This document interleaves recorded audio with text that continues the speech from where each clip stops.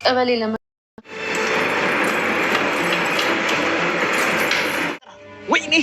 ወይኔ ባርኩ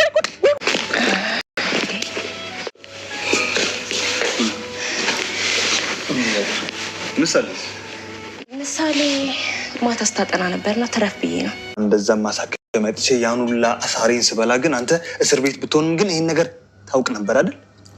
ብሩክ እኔ በምሳሌ የሚጨክን አንጀት ያለኝ ይመስልሃል? እኔ እስር ቤት እያለሁ ዳይመንዱ አልተሸጠም ነበር። እስር ቤት እያለሁም ዳይመንዱን ለመሸጥ ሞከርኩ፣ ግን ማምነው ሰው አጣሁ። ከወጣሁ በኋላም ከብዙ ሰዎች ጋር ዳይመንዱን ለመሸጥ ብዙ ግንኙነት አደረኩ። ያኔ ነው የተሸጠ። ደግሞ እና ማህሌት ጎዳና ወጣለች እያልሽ ነው? እኔ የዛሬውን አላውቅም። ትናንት ግን የሆነ ማደሪያ ሰጥቻት ነው። እንግዲህ ብዙ እድል ሰጥተናት ነበር፣ እሷ ግን መጠቀም አልቻለችም። ከአሁን በኋላ እግዚአብሔር ይርዳሽ ከማለት ውጭ ምን ማድረግ አንችልም። ታዋት ምን መስላ እንደነበር የሆነ ኩስስብን እንዲህ ርጥርጥ ብላ ነው ሄደችው። ላላ ውድ ባልተቤቱን ኤፍራታን እንግዲህ ሰርፕራይዝ ለማድረግ የገዛውን ቀለበት እንግዲህ ውጣዋለች ማለት ነው። ቤተሰቦቻችን እንግዲህ ሰርፕራይዝ ለማድረግ ኩባያ ውስጥ አድርጎ ወይም ብርጭቆ ውስጥ አድርጎ እንግዲህ ከወይን ጋር ሰጥቷት ነበረ። እሱ ያሰበ የነበረው እንግዲህ አፏ ውስጥ ትይዘዋለች፣ ቀስ አድርገሽ ጠጪው ምናምን እያለ ፊቱን እኮ እንግዲህ ሆዱ እሻላለው ማለት እያሰበ ነበረ ጋይሶችዬ። ከዛ እንደው ተጠጣው ብሎ ሰርፕራይዝ ሊያደርግ እናቴ ከማህሌት ሄዳችን የዲላ ላይ የተቀበላትን ብር እንግዲህ ሐኪም እናንተን አገናኝሻለሁ ብሎ የተቀበላትን ያችን ብሩን እንግዲህ ጋይስ ተፍተፍ ሲል 80 ሺህ ናት። እንግዲህ ብዙ አይደለችም። ያችን ይዞ መጥቶ ከነዛ ላይ እንግዲህ 40 ሺህ ብሯን እንግዲህ ለውድ ባልተቤቱ ለኤፍራታ ቀለበት ገዛ፣ ልብስ ገዛላት ምናምን ፏፈሽ አድርጎ ራት ግብዣ ይዟት መጣ። ከመጣች በኋላ እንግዲህ ወይን ብርጭቆ አድርጎ ስጥት ሲያደርጋት ቆንጅት ጥጥት አድርጋ ወጣ አረገችው። ምንድነው ጉሮሬ በረዶ አለው እንዴ ምናምን ትላለች። ይሄ ምን በረዶ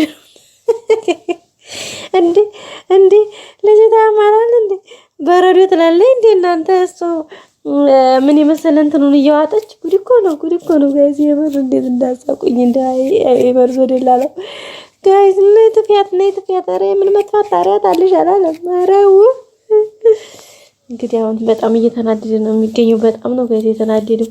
ደሙ ታክ ነው ያለው ጋይስ። በጣም ታክ አስባችሁታል እንግዲህ 38 ሺህ ብሬን ዋጣችሁ እያለ እንግዲህ ያበዴ ሽንት ቤት ሄዶ እንግዲህ እሷ የለም ትላለች፣ እሱ ግፊ ይላል።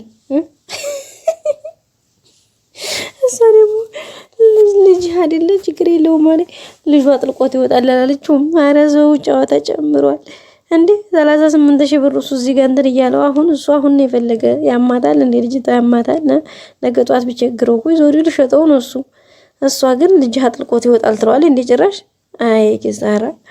ይሄው እንግዲህ ማህሌት ደግሞ ሊያንተና 500 ሺህ ካቶ ሀብታሙ መጀመሪያ ተቀበላለ። አሁን የተወሰነ ብር ተቀበላ እንግዲህ 3 ሚሊዮን ተቀበላለው ብላ ገና እሷ ራሷ ሳታገኝ እንግዲህ እንደነ መርዙና ለነ ኤዴን ከፋፈለች ያላትን ብር በፊት የለቃቀመቻትን። አሁን ድጋሚ መርዙን ረባክ ብር ያስፈልገኛል ድሮ ዶክተዋል መርዙ ለራሱ 38 ሺህ ብር ወጣዋለች ኤፍራታ። ወይ ጉድ! የምር በጣም ነው ዘና ያደረገኝ። ያው እንግዲህ መርዙ እንግዲህ ተፍተፍ እያለ ነው። እንዴት አድርጎ እንደሚያወጣው እግዚአብሔር ያውቀው። እና እንግዲህ አልወጣም የለም ስትለው እንግዲህ ይሄው ራሱን እየሳተ ነው። እሷም እንግዲህ እባክህ ውሸቴን ነው ስትለው ቀና ይላል፣ እውነቴን ነው ስትለው ድፍት ይላል። አሁን ምን ይባላል? ወይዘሮ ማህሌት እንግዲህ ዛሬ ደግሞ በጣም ትልቁን የውርዴት ተከናንባለች። እንግዲህ እንደምታውቀው ባለፈው አቶ ሀብታሙን ድጋሚ ለማጭበርበር ስትለፋ ያው ኤዴን እንግዲህ አሳልፋ ተናግራባታለች። እንግዲህ ከአቶ ሀብታሙም ጋር ነገርዮሽ ተነቅቶባታል። በጣም ነው ያስደነገጣት። እንግዲህ በጣም ደንግጣለች። አሁን ጎዳና ነው እንግዲህ የወደቀች። ከዛ ነው እንግዲህ ብር ዳጣ እንኳን ግኝታት ብር ሰጠቻት እኮ ያችን በስለት የወጋቻትን ዳጣን ስንት አሰቃያቻትን። ዳጣንማ ጥፍሯን ሁሉ ነቅላታለች እኮ። እና ያችን ዳጣን ይሄው ዛሬ እንደገና ደግሞ እንትና ላይ ማለት ነው መንገራ አግኝታት እንግዲህ ዳጣ 5-10 ጥላባት ነው ሄደችው። ማደሪያ እንኳን ባክሽ ብላ ስልኳን ሁሉ ተቀምጣ በባለፈውም ልጅ እኮ ነው ወድቃ ኤዴንን አግኝታት ተነሳች። አሁን ደግሞ ማን ያነሳት ይሆን?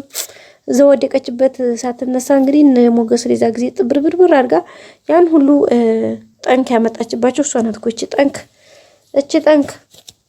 አሁን እንግዲህ ዝናም ታስሮባታል። ያው እንግዲህ አቶ ሀብታሙም ነቅቶባታል። እንግዲህ አቶ ሀብታሙም ሄዶ እንግዲህ ለዛ ለሰውዬ ተናግሯል፣ ለካሌብ ሞሲሳ ማለት ነው። እሷ ደግሞ አሁን እንግዲህ ሄዳ ለካሌብ ላይ እንግዲህ ምናልባት እሷ ሲጀምር ትፈልጋለች። ለምንድነው ታውቃላችሁ? ስለዝና ኢንፎርሜሽን ስለምታውቅ ተብሎ ስለሚገመት ያ አሁን በዝና እግር የገባው እንግዲህ ወይም የካሌብ ተላላኪ የተባለው ሰውዬ ልጅ እሱ እርግጠኛ ነኝ ይዛታል። ምክንያቱም እሷ ኢንፎርሜሽኖችን ስለምታውቅ ያው እንግዲህ ዝና ደግሞ እንግዲህ ያበበን የመሳ ልጅ ፎክሮ እናቴ ፎክሮ ይሄው በመጨረሻም እንግዲህ ለህግ ተላልፎ ተሰጥቷል።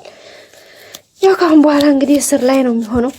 ምንም አማራጭ የለውም ማለት ነው። እነ ሞገስ እና ሉላ እንግዲህ ዛሬ አለምሽ ዛሬ ነው ዛሬ ብለው እንግዲህ እንትን ማለት ያለባቸው ዛሬ ነው። ምክንያቱም ከብዙ መከራ በኋላ ይሄን ነገር አለፉት ማለት ነው።